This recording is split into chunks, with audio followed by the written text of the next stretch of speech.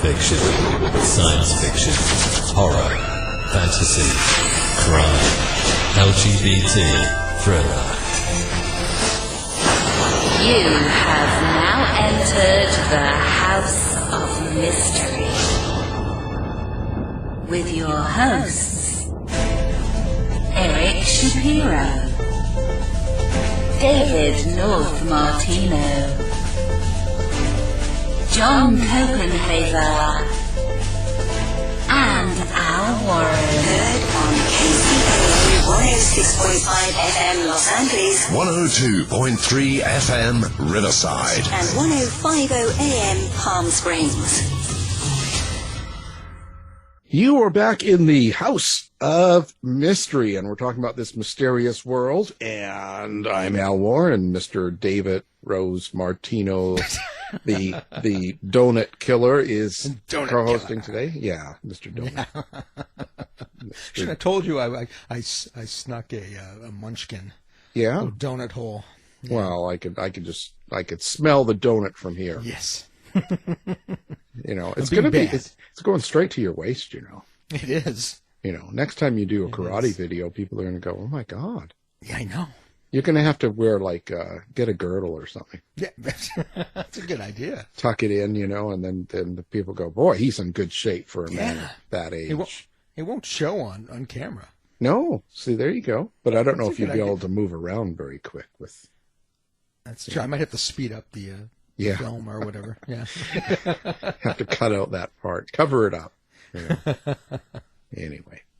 Well, another great book we're covering today, and it's a true story, so we're covering history. Okay, so kids, you're going to learn something, you know. So we're talking about the Scandalous Hamiltons, and we've got the author here, Bill Shaffer. Thank you for being here. Thanks for having me. Bill, interesting story. How does one come across such a story? Like, where did it fall into your laps? Like, how would you come across this and get into writing?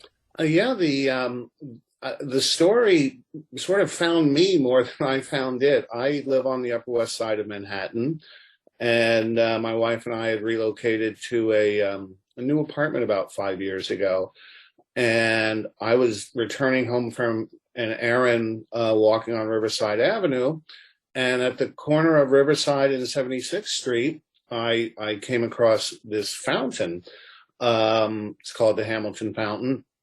And it stopped me in my tracks because it's quite beautiful. And I thought, this looks like something you would see at Grand Central Terminal.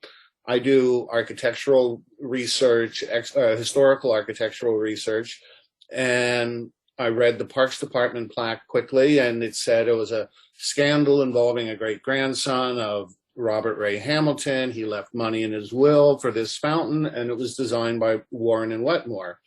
And Warren and Wetmore are the architects of Grand Central Terminal. And so as I was walking the rest of the way home, I was thinking, why would Warren and Wetmore, who were, you know, some of the most prominent architects in the early part of the 20th century, I was thinking, why are they doing this little fountain in this obscure kind of corner of Riverside Park? And why would they take that on? And so just my own curiosity led to a couple of Google searches, and I started reading about this scandal. And there were a number of blog posts about it, nothing in any kind of long form. And the stories kind of weren't consistent from one to another, or as it turns out, some were more accurate than others. But it led me to start looking into the scandal more. And once I started going there and started unearthing more information, I thought, well, surely there must be a book about this somewhere. And when I looked for one, I couldn't find one. So I took it upon myself to write it. So that's the genesis of how it came about. I guess you have to go back in time and go through a lot of newspapers and different things. Like, okay, so this is occurring. The crime was 1889. Right. So Let's talk about maybe give us the basic rundown of the story and what happened. What was the scandal? So Robert Ray Hamilton, a great grandson of Alexander Hamilton, he was a prominent New Yorker. He was an attorney, a state legislator in Albany, and a real estate developer. The Hamilton family at that time owned a lot of real estate in New York. His name was Robert Ray Hamilton. Everybody called him Ray. At one point, Ray owned 32 different either properties or building lots in Manhattan and Brooklyn. And I write in the beginning of the book that the Hamilton name at that time was a little bit akin to the Kennedy name today. It was Hamiltons and the descendants of Alexander Hamilton were all prominent New Yorkers. They were financiers, prominent business people, philanthropists. And so it wasn't uncommon to see stories about various Hamiltons kind of as you would go through a newspaper on a day-to-day basis. So Ray met a woman, Eva, who was raised in the backwoods of Northeast Pennsylvania, and she could not have come from more different circumstances than Ray, in that she was born to an itinerant woodcutter, guys who were cutting down trees so that railroad tracks could be laid to haul coal out of what was called the Wyoming Valley in Pennsylvania. He was an alcoholic, moved his 6 children around from town to town, wherever work could be found. She didn't go to school past the 4th grade. The consensus in her village was that she was, quote, not going to be bright. And somehow Ray and Eva met. And that somehow was actually, they met in what was sometimes referred to as a bawdy house. Eva was a sex worker, a prostitute. It wasn't uncommon for men of Ray's stature at that time to visit a prostitute on their way home from, their day at the office and drinks at the Union League or the University Club with their friends. And that's how you might end an evening. But they met in 1885, and that relationship was steady for 4 years until 1889. Steady, but infrequent, in that Ray was in Albany a lot of the time on state business. He had a law practice up there as well, and was basically only in the city, New York City, on weekends. He provided for Eva. She, was a bit of a clothes horse, a fashionista. He was always buying her clothes and jewelry, giving her money when she needed it. But Eva wanted more. She really wanted to be Mrs. Robert Ray Hamilton. Ray was pretty indifferent to that idea. And after 4 years, Eva concocted a plan to get what she wanted. She decided her plan was to tell Ray that she was pregnant with his child, and that the right and moral thing for him to do was to marry her. Eva never was pregnant. However, she actually purchased a baby at what was called a baby farm, which at that time they were basically illegal orphanages. Midwives would take in babies. If a woman gave birth and either couldn't or wouldn't keep the baby, she could just give it to a midwife, and the midwife would turn around and sell them for $10, basically, was the going rate. No questions asked, no formalities of going through an orphanage, anything like that. The unfortunate part of that is that babies who weren't deemed desirable enough or couldn't be sold were almost always victims of infanticide. So they were left to die, basically. So that was a very sad part of the research. I didn't know anything about what was termed baby farming at the time, but that's that's how it came about that Ray married her. So they became Mr. and Mrs. Robert Ray Hamilton. So he's from a prominent family, and he's got a reputation and a name. So when he marries someone like this, how was his family and friend towards her? Nobody knew about it. Eva came back with this baby. She knew that Ray was going to be away for most of the summer. You would think, how are you going to conceal a pregnancy from somebody you see fairly regularly?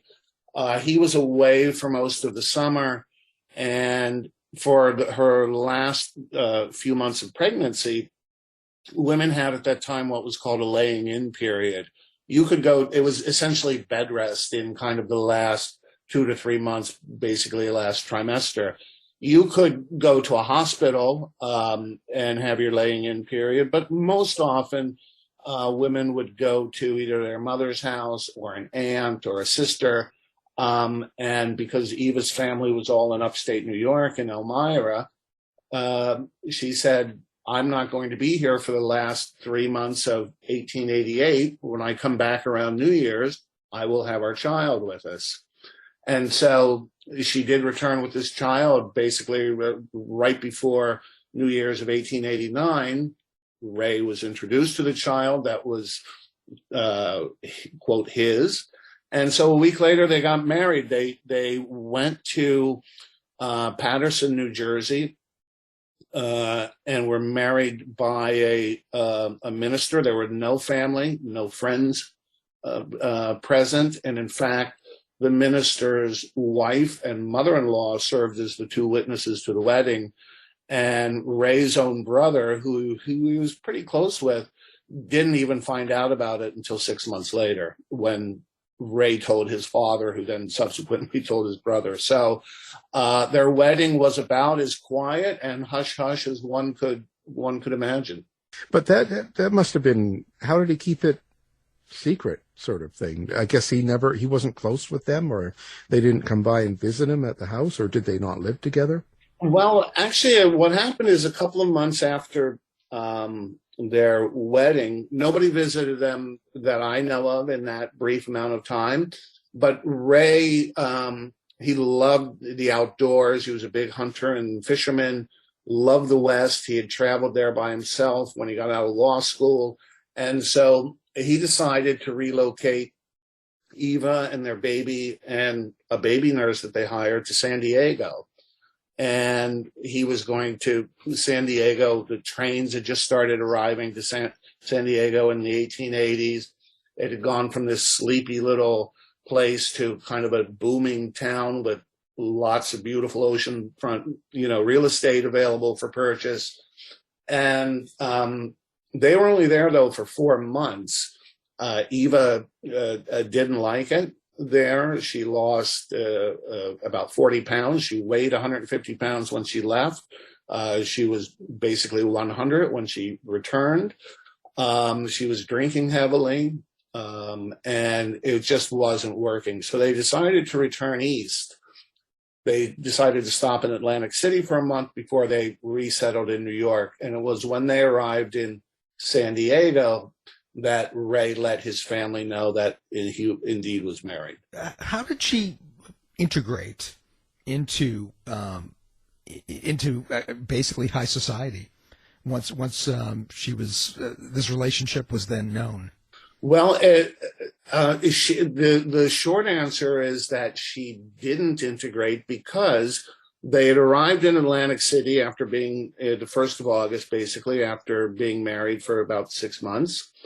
And they kept to themselves, the 4 of them, the Ray, Eva, the baby, her name was Beatrice, and the baby nurse. But after about a month, they were due to return to New York, actually on August 26th. And the morning that they were due to leave, they were both up early packing. And Ray said, basically, I want a divorce. This isn't working for me. It was, they had never really spent that much continuous time together. Once Eva was his wife, her demands for clothes and jewelry and money only increased. And Ray said, listen, I'll give you $5,000 a month. I'll care for Beatrice $5,000 a year.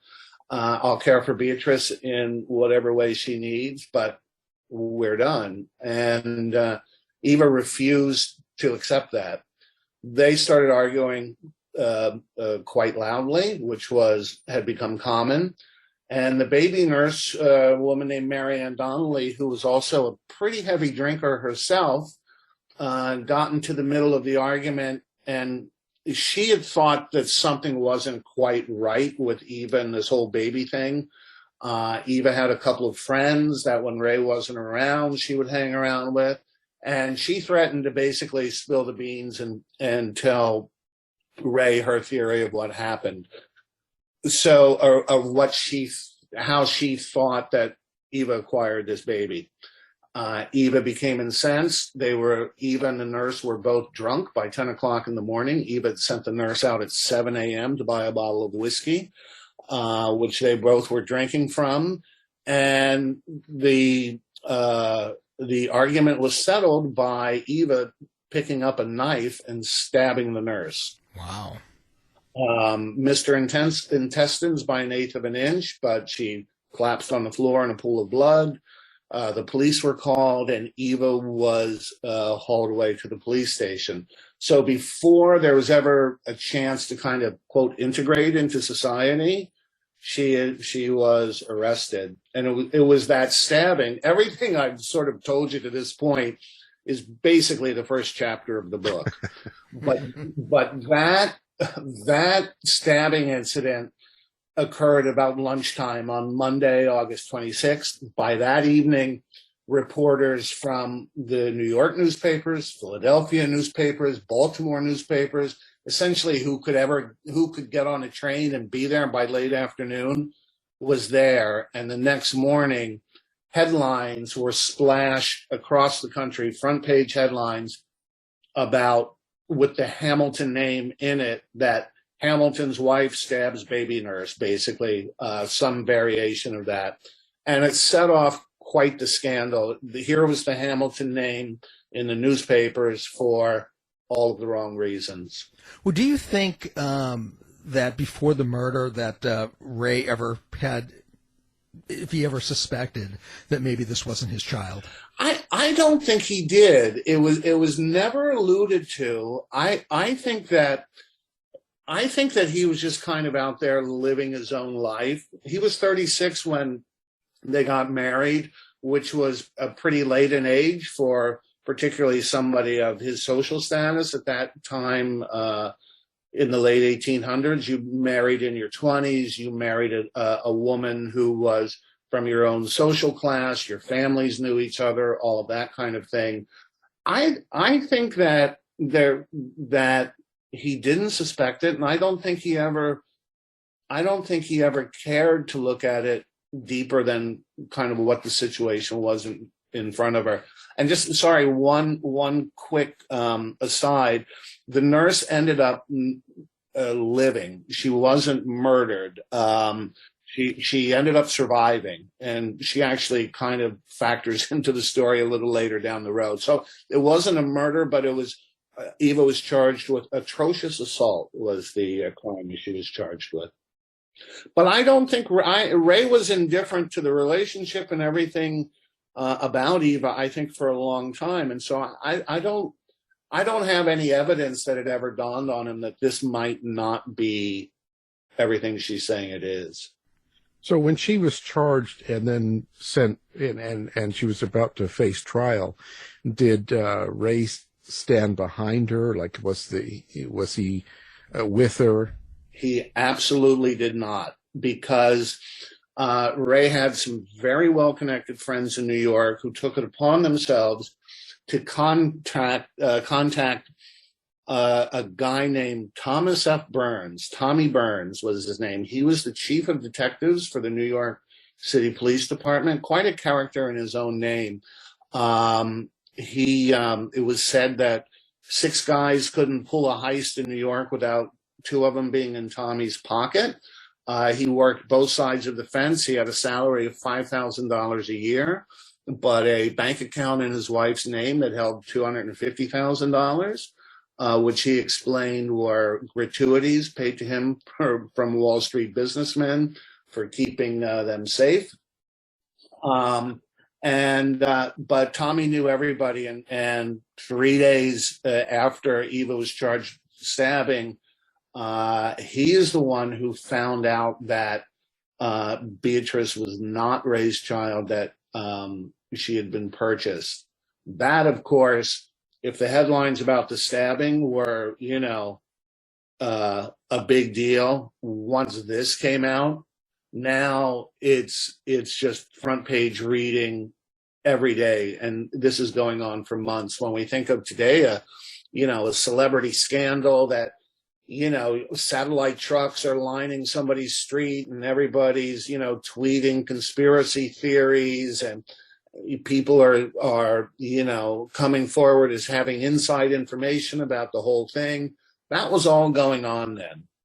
All of the stuff that we would think of today is going on then. The only media outlet, though, was the daily newspaper.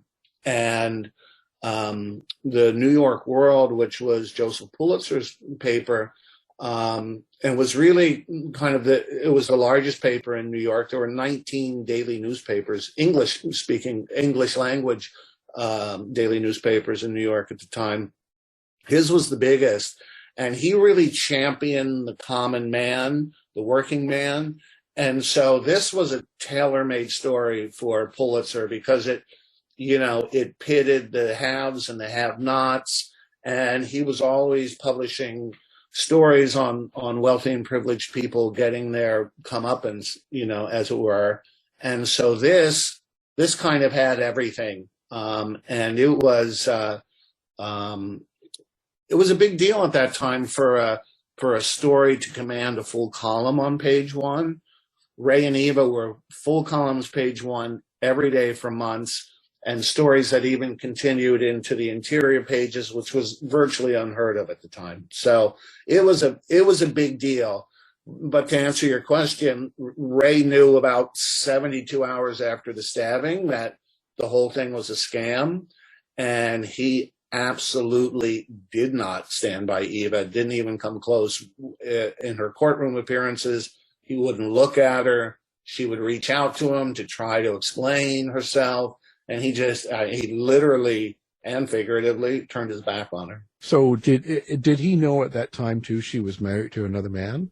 That came out shortly after the quote fake baby came out, in that while she was in this relationship with Ray, she was in a common law marriage with, the best way to describe him is basically kind of a drunken buffoon, a guy named Josh Mann, who she thought she was attracted to in some way. She kind of felt sorry for him, I think. And his mother was involved in it as well. So it was Ray, Josh, and his mother, a woman named Anna Swinton. But Ray, when Ray wasn't around, and he wasn't around a lot, she would be with Josh. And in fact, when she would ask Ray for money, quite often in those 4 years, that money would go to support Josh. So, and that all came out in sort of litigation down the road, bank records and accounts in her name with Josh as the beneficiary, and all kinds of things. So Ray didn't know any of it. So this must have kind of hurt his reputation. It really did. He was he stayed at a friend's house, with the curtains drawn. He couldn't go out.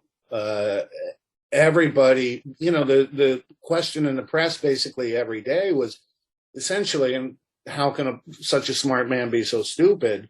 And everybody was trying to get at, kind of what was he thinking? But he never addressed the press directly. His friends would address them from time to time, saying, he feels bad, whatever. But his reputation was pretty well shot. So to the extent that, the following year in 1890, he said basically the heck with it and moved out west. In June of 1890, he resettled in Jackson Hole, Wyoming. While this was happening, did Ray's family stand behind him? They did. There are a few letters from his father to Ray that are still around, and his father says, basically after Eva's trial and her conviction, he wrote to Ray to say he was proud of, Ray's comportment and demeanor throughout all of it. Privately, they weren't so pleased, only because that's not the way Hamilton's got their name in the newspaper, basically.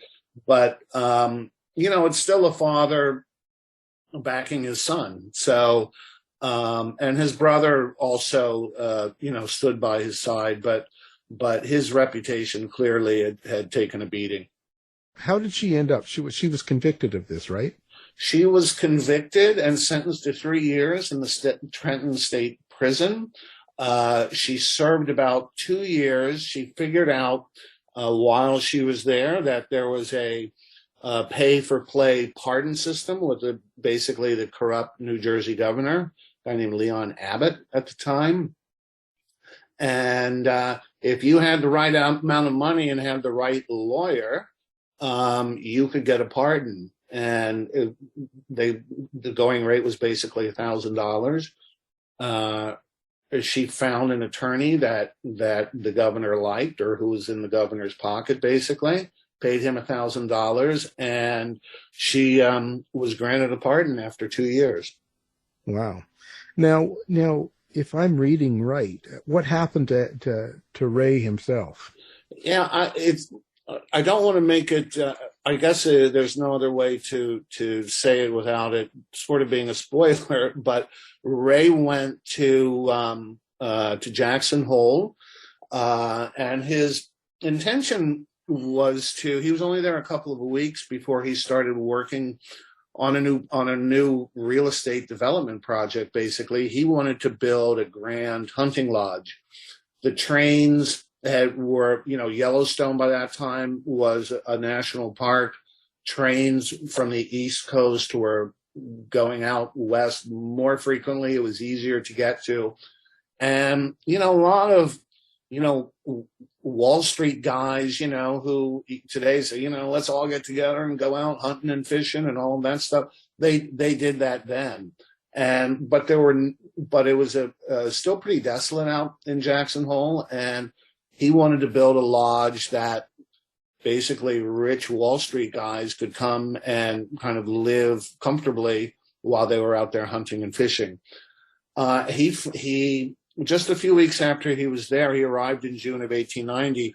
He met a guy named John Dudley Sargent, who was also an Easterner of sort of shamed reputation. He was a long lost cousin of the painter John Singer Sargent. The Sargent family was a East Coast, Maine and Massachusetts moneyed family. John was a bit of a ne'er-do-well, and he had moved out there with his young family, and he had homesteaded the property on Coulter Bay. If you or any of your listeners have been to Jackson Hole, Coulter Bay is probably, it's one of the most desirable pieces of real estate on Jackson Lake, directly across from the Tetons. It's breathtaking. He homesteaded that, and once Ray realized, he had the best piece of property out there, he was also an East Coast guy, they partnered up to build a hunting lodge called Merrymere. The construction was going along well. Ray went off, decided that it was going well enough that he could go off on a little hunting trip by himself. All of the guys working at the camp said, don't do that. You don't know the territory well enough. And Ray insisted on doing it. He went out and I'll just say met with unfortunate circumstances, and never unfortunate and for a long time mysterious circumstances. And that was essentially the end of him. I'll leave the rest of it for people reading the book. But that kicked off a whole nother set of circumstances involving Eva. Well, yeah, because right away that leads to suspicion of she did something to him or had something done to him, right? That was definitely one suspicion. John Sargent wasn't, by all accounts, the most, put together guy. Some people thought maybe their business relationship had gone sour. Some people thought that Ray kind of might have faked these circumstances to just go off and get lost for a couple of years and kind of come back with a new identity. There were all kinds of crazy theories floating around out there, but the main thing that happened was because there was a marriage certificate between Ray and Eva. Obviously, Ray had, or maybe not so obviously, Ray had, as soon as the stabbing and conviction had happened, he cut her out of his will 100%.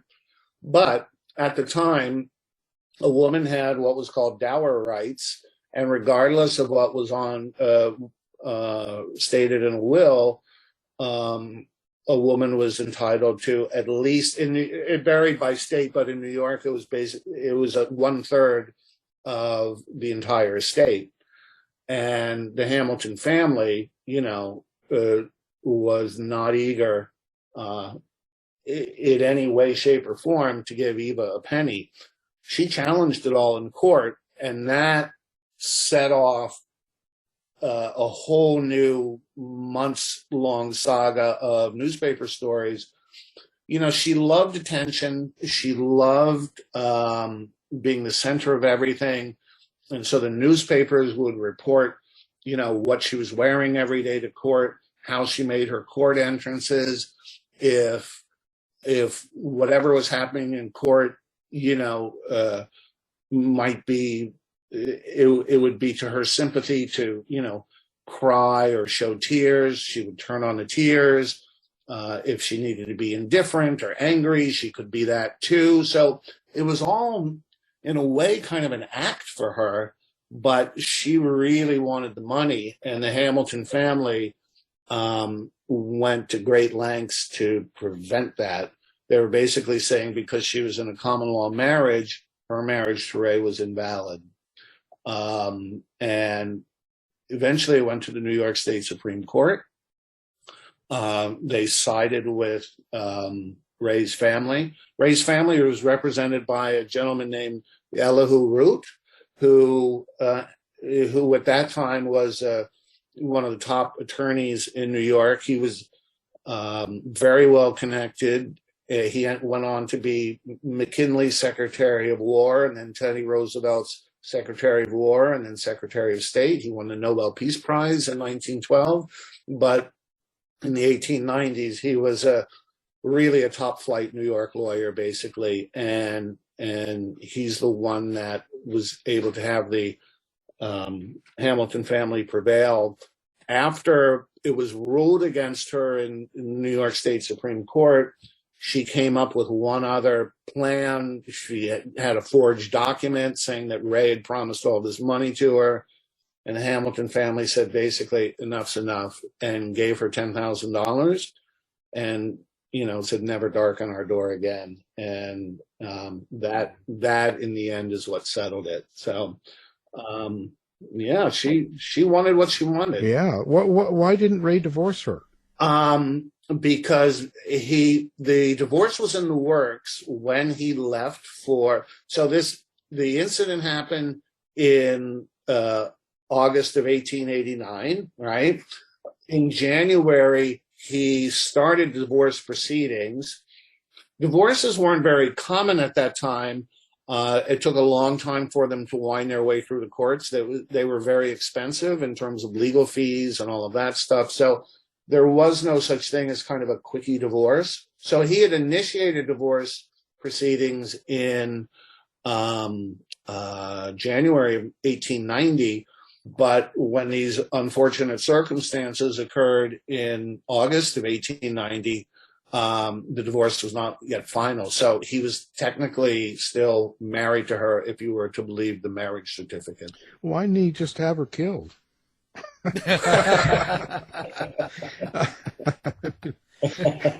Well, do we? I have not been asked that question before. Well, he's got connections. He's got that, he's got detectives. And He definitely had. Well, actually, when he went away to Jackson Hole, she was in prison.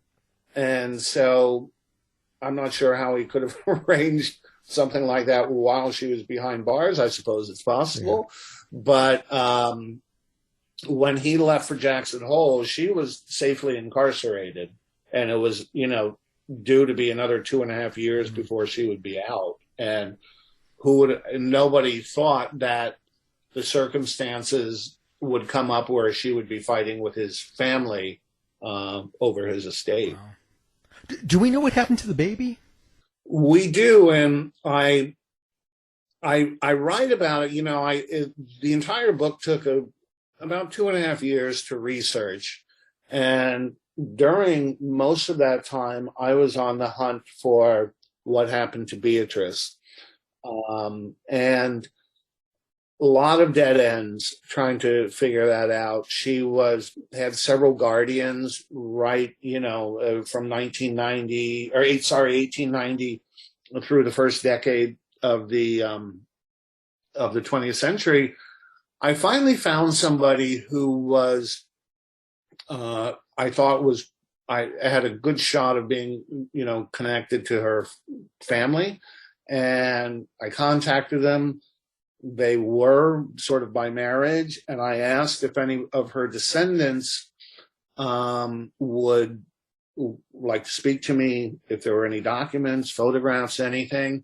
And it came back that the family knew that Beatrice had a very difficult life in her first years. She never spoke about it, never wanted to speak about it.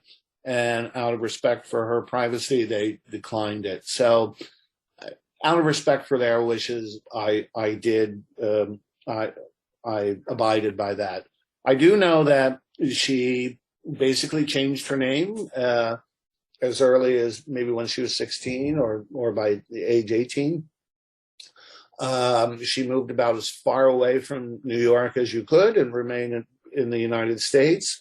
And by all accounts, had a healthy and full life. She had children and grandchildren and, lived to an old age. So, but out of respect for the family's wishes, and as you read the book, poor Beatrice is just, what a way to begin life. So I respected that. Now, one of the things that seems to be really important to you, especially in this book, because even in part of the title is you talk about the dawn of tabloid journalism and stuff. So maybe talk a little bit about that, what you mean by that. Right. So when I began researching the book and trying to tell the story in full, I was able to, because all of Eva's courtroom stuff was appealed to the New York State Supreme Court. There was the initial criminal trial and then all of her civil action. All the testimony and courtroom documents from her criminal trial were rolled into her civil action, and that was all in the Supreme Court. So when I found those court documents, and there's roughly 1,000 pages of them, everything was there from a sort of officialdom point of view. I also found a box of letters in the New York the New York City Historical Society of people, nothing in Ray's hand, but friends and family members who had written to him while all of this was going on, expressing their feelings about it all. And then I started looking at newspaper accounts, and the more newspaper accounts I found, the more that popped up. And so one of the things that, just from a research point of view, I was comparing the newspaper accounts to what was happening in the courtroom. a newspaper that said so-and-so said this, and then I could check the courtroom testimony to see if that was the case. So sometimes they did report accurately. I would say there was not a lot of fact-checking going on in newspaper reporting at that time, particularly with the more sensational New York papers, The World, the New York Sun, but even to a degree, the Tribune and the New York Times. And it hit me that really the newspaper accounts and how or what the media does with a celebrity scandal intrigued me. So, readers of the book will see a lot of headlines in there, that sensational headlines from newspapers, how the story was happening versus what was being reported in the newspapers, and how each side, particularly when it got to the civil action, Ray's family versus Eva's side, used the media to try to manipulate the media to kind of win in the court of public opinion. And that fascinates me in terms of it, as I said earlier, it's really not that different than it is now. There are more outlets now, certainly, but all of the ways that we take in news, it was much the same then. And the fact that when you look at newspapers then, most of them were published as 8-page editions, and a front page, there was no photographs. Sometimes a little kind of pen and ink illustration might be on a front page, but a front page might consist of 20 sort of short stories. So for a story, as I said, to command a full column on page one it was rare. And Ray and Eva were full columns, front page, every day for months on end. And, if you imagine at that time picking up your local paper, it was clearly kind of going to be the first thing you read about. And the newspapers couldn't get enough of their story. It was everything that makes a great story in terms of the haves and have-nots and the privileged and unprivileged and these crazy circumstances that kept unfolding almost like a sort of a melodrama, and I was just taken by that, and I really wanted to make sure that how the media, and that was relatively new in terms of the way newspapers told the story, the sort of sensationalism of not just this story, but anything that could be sensationalized generally was. There were more people who could read in the 1890s than could 50 years before, and it was an outlet for somebody who just wanted to take in news on a daily basis. Well, it's interesting that you have to wonder if it would have, how it would do today. Like today's got similar. There's so much more access to this sort of stuff now with the internet, right? All that stuff. You kind of have to wonder. Where Eva's criminal trial was after the stabbing, it was in a little town in New Jersey called Mays Landing, which is about 20 miles inland from Atlantic City. And it was the county seat of Atlantic County. And the courthouse is still there. It's been added on to in the wings, but the original courthouse is still there. And it's a courthouse that sat maybe 75 people or so, had, large windows wrapped around the building. And when Eva's trial was going on, you couldn't get, people would line up, both locals, vacationers from Atlantic City were coming up to the trial. Ray's friends came down from New York for it. And it was the courtroom was so crowded, not only standing room, they had to close the doors, they would open the windows on the side, and newspaper reporters would be on step ladders, listening through the window at what was going on in the court. And, if you went down that little main street in Mays Landing today, that would just be filled with satellite trucks and reporters doing, stand-ups outside of the, as people entered the courtroom. Here's the testimony is expected to go till 4:00 this afternoon or whatever it is. And then, rushing people when they came out to get their reaction of what happened inside. It was all of the same thing. And Nancy Grace would be sitting in there. They all would be. They all would be, for sure. And, it's as a funny little aside, there's the courthouse. There was the county jail right behind it. And next to it was the sheriff's house. It was a guy named Smith Johnson, who was the sheriff at the time. And his wife, after Eva was convicted, she had 2 weeks until she had to report to Trenton.